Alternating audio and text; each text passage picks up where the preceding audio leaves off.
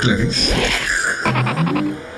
Yung massage ko po, kuya, ano po yun, may mga kliyente po ako doon. Kliyente?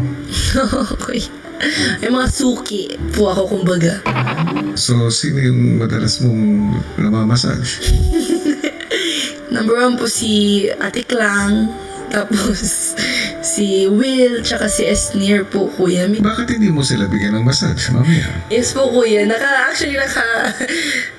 May ano po sila, nasa slot na po sila. Mga in 30 minutes magsisimula ako kay Ate Klang. Tapos kung pwede kay Esnir po. Kasi back massage po hinahanap ni Esnir eh. Nakatawag na pala, nakapag-reserve. Try ko din isingit si Will, kuya. Ano yun? Ano yun? Hashtag. Ano yun?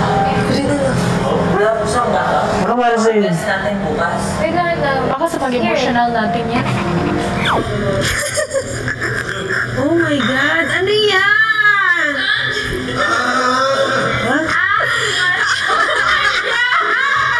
Habang massage!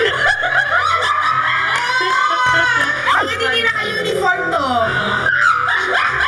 Tapos na yung ano natin. Kuya, thank you so much.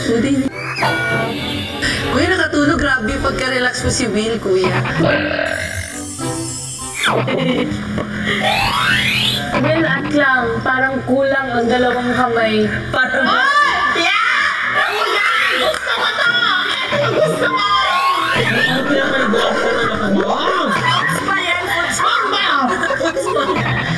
Grabe na. Umalis ka sa katawan mo! Shubi, tapos ng oras.